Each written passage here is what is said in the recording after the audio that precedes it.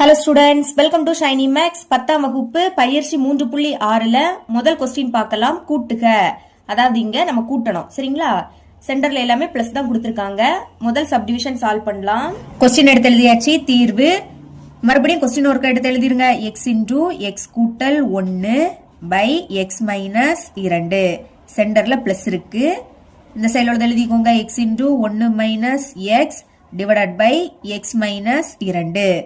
Okay, சென்டர்ல plus இல்லாட்டா minus இருந்துன்னா பகுதி சேமா இருக்கான்னு பார்க்கணும். இங்க பிளஸ் இருக்கு, பகுதி சேமா இருக்கான்னு பாருங்க.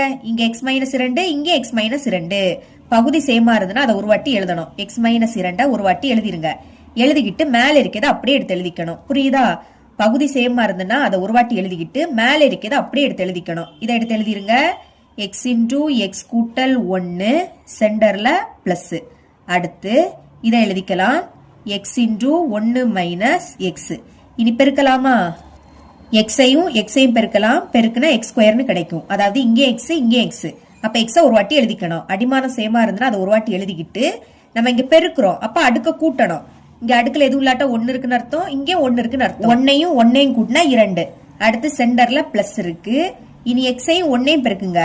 1க்கு கூட எதை பெருக்குனாலும் அதே தான் கிடைக்கும். அப்போ 1 எக்ஸையும் பெருக்குனா எக்ஸ் தான் கிடைக்கும். சென்டர்ல பிளஸ்.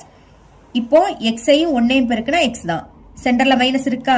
அடுத்து எக்ஸையும் எக்ஸையும் பெருக்குனா எக்ஸ் ஸ்கொயர் டிவைடட் பை கீழே இருக்கிறது அப்படியே எடுத்து எழுதிக்கலாம். X minus 2. பாருங்க, plus X square minus X square cancel. அதாவது சேமா இருந்து வேற வேற குறியீடுனா கேன்சல் ஆயிடும்.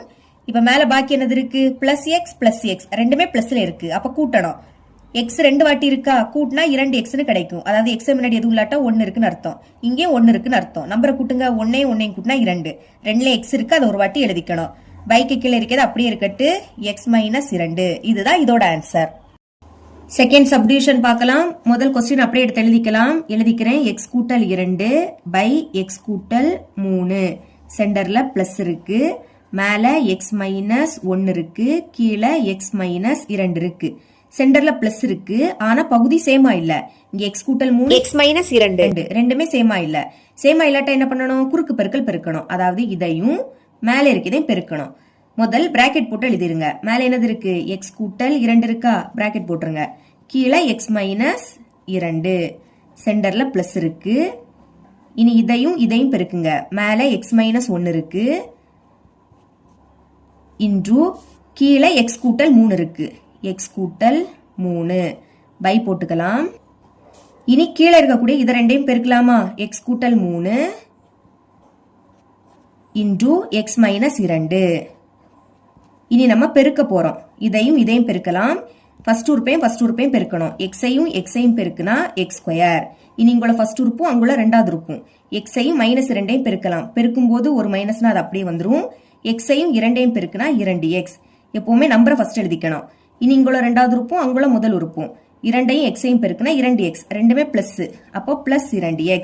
இனி இங்குள்ள ரெண்டாவது உறுப்பும் அங்குள்ள ரெண்டாவது உறுப்பும். Plus 2 minus 2. ஒரு மைனஸ்னா அது அப்படியே வந்துடும்.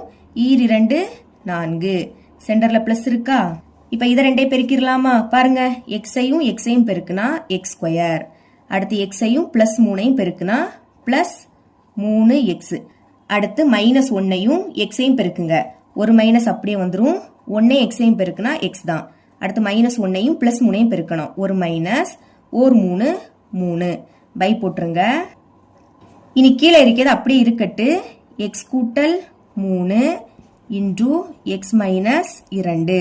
மேல minus 2x plus 2x cancel. Okay, நம்ம பாருங்க. இங்க எக்ஸ் ஸ்கொயர் இருக்கு, இங்கே எக்ஸ் ஸ்கொயர் இருக்கு. ரெண்டுமே பிளஸ். அப்ப கூட்டுங்க.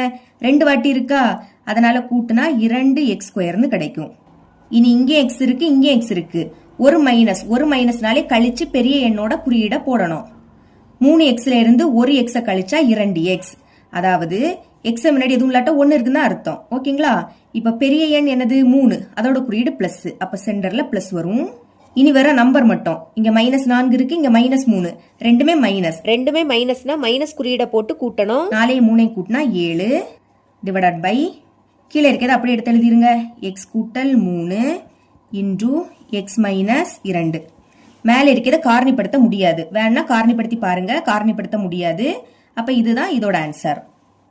தேர்ட் சப்டிவிஷன் பார்க்கலாம். முதல் கொஸ்டின் அப்படியே எடுத்து எழுதிக்கிறேன். X cube by x minus y சென்டரில் ப்ளஸ் மேலே ஒய் கியூப் இருக்குது பைக்கு கீழே ஒய் மைனஸ் எக்ஸ் இருக்குது. இங்கே நம்ம பகுதியை சேம் ஆக்கலாம். ஏன்னா இங்கே எக்ஸும் ஒய்யும் இருக்குது, இங்கே எக்ஸும் ஒய்யும் இருக்குது. இங்கே எக்ஸு ஃபஸ்ட் இருக்குது, அதனால் இங்கே எக்ஸை ஃபஸ்ட் எழுதிக்கலாமா? இதை அப்படியே எடுத்து எழுதிருங்க. முதல் எக்ஸ் கியூப் பைக்கு கீழே எக்ஸ் மைனஸ் ஒய் ப்ளஸ் மேலே ஒய் கியூப் இருக்குது டிவைடட் பை, இப்போ பாருங்கள் எக்ஸை முன்னாடி மைனஸ் இருக்குது, அப்போ மைனஸ் எக்ஸ் குறியீடோடு தான் எழுதிக்கணும், அதை முதல் எழுதிக்கணும். ஒய்க்கு முன்னாடி எதுவும் இல்லாட்டா ப்ளஸ் இருக்குன்னு அர்த்தம். ப்ளஸ் ஒய்யை ரெண்டாவது எழுதிக்கோங்க. புரியுதா? மைனஸ் எக்ஸை முதல் எழுதிக்கிட்டேன், ஒய்யை ரெண்டாவது எழுதிக்கிட்டேன். இனி பாருங்க இங்கே எக்ஸ் ப்ளஸில் இருக்குது, ஆனால் அது மைனஸில் இருக்குது, அப்போ அதை ப்ளஸ்ஸாக மாற்றணும். ஓகே, இதை அப்படியே எடுத்து எழுதிக்கோங்க. எக்ஸ் கியூப் பைக்கு கீழே எக்ஸ் மைனஸ் ஒய் சென்டரில் ப்ளஸ் மேலே ஒய் கியூப் இருக்குது. இப்போ பாருங்க இதை நான் ப்ளஸ்ஸாக மாற்றணும்னா இதில் இருந்து மைனஸை பொதுவாக வெளியே எடுக்கணும். அப்படி மைனஸை வெளியே எடுக்கும்போது மைனஸ் குறியீடு ப்ளஸ் ஆகிடும், ப்ளஸ் குறியீடு மைனஸ் ஆகிடும். ஓகே, இப்போ மைனஸை வெளியே எடுத்துடலாமா? வெளியே எடுத்த உடனே ப்ராக்கெட்டை ஓப்பன் பண்ணணும். இங்கேருந்து மைனஸை வெளியே எடுத்தால் பாக்கி என்னது இருக்கும்? எக்ஸ் இருக்கும். அதாவது மைனஸ் ப்ளஸ் ஆகிடுச்சு. முதல் எழுதும்போது ப்ளஸ் குறியீடு போடாண்டாம். இனி ப்ளஸ் என்ன ஆகிடும்? மைனஸ் ஆகிடும். Minus y. புரியுதா? அடுத்த ஸ்டெப்பில் இந்த மைனஸையும் ப்ளஸ்ஸையும் பெருக்குவோம். மேலே எக்ஸ் கியூப் இருக்கா, பைக்கு கீழே எக்ஸ் மைனஸ் ஒய் இருக்குது. இனி மைனஸையும் ப்ளஸ்ஸையும் பெருக்குனா மைனஸ், சென்டரில் மைனஸ் வந்துடும். மேலே ஒய் கியூப் இருக்குது, மேலே மைனஸ் போயிடுச்சு, அப்போ பாக்கி என்னது இருக்குது? எக்ஸ் மைனஸ் ஒய் இருக்குது. இப்போ பாருங்கள் பகுதி சேம் ஆயிடுச்சு. இங்கே எக்ஸ் மைனஸ் ஒய், இங்கே எக்ஸ் மைனஸ் ஒய்.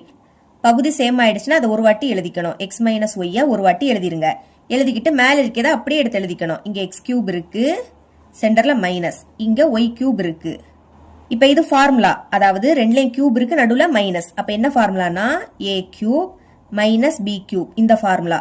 இதை ஈஸியாக எழுதிக்கலாம். பாருங்க முதல் கியூபை விட்டுறணும், பாக்கி என்னது இருக்குது? ஏ மைனஸ் பி இருக்குது, அதை முதல் எழுதிக்கணும். அடுத்து ஏ எழுதிக்கிட்டு அதுக்கு ஸ்கொயர் போட்டுக்கணும், ப்ளஸ் ஏபி ரெண்டையும் சேர்த்து எழுதிக்கணும், ப்ளஸ் லாஸ்ட் என்னது பி இருக்கா, பி எழுதி அதுக்கு ஸ்கொயர் போட்டுக்கணும். இடம் தேவையில்லை, அதனால கீழே எழுதிக்கிட்டேன். நீங்கள் ஒரே லைனில் எழுதிக்கோங்க. இங்கே நீங்கள் ஞாபகம் வச்சுக்க வேண்டியது என்னன்னா, இங்கே மைனஸ் வந்துன்னா இங்கே மைனஸ் வரும், உள்ள எல்லாமே ப்ளஸ் வரும். அதே மாதிரி இதே மாற்றி எழுதிக்கலாமா? கியூபை விட்டுறணும், அப்போ பாக்கி என்னது இருக்குது? எக்ஸ் மைனஸ் ஒய் இருக்குது. அடுத்து எக்ஸ் எழுதிக்கிட்டு அதுக்கு ஸ்கொயர் போட்டுக்கணும், ப்ளஸ் எக்ஸையும் ஒய்யையும் சேர்த்து எழுதிக்கணும், ப்ளஸ் லாஸ்ட் ஒய் இருக்கு, ஒய் எழுதிக்கிட்டு அதுக்கு ஸ்கொயர் போட்டுக்கணும், டிவைடட் பைக்கு கீழே என்னது இருக்கு? எக்ஸ் மைனஸ் ஒய் இருக்கு. இப்போ மேலே எக்ஸ் மைனஸ் ஒய், கீழே எக்ஸ் மைனஸ் ஒய் கேன்சல் ஆகிடும். பாக்கி இருக்கக்கூடியதை அப்படியே எடுத்து எழுதிக்கலாம். X square plus x into y plus y square. இதுதான் இதோட ஆன்சர். இவ்வளோ தான் இந்த சம்.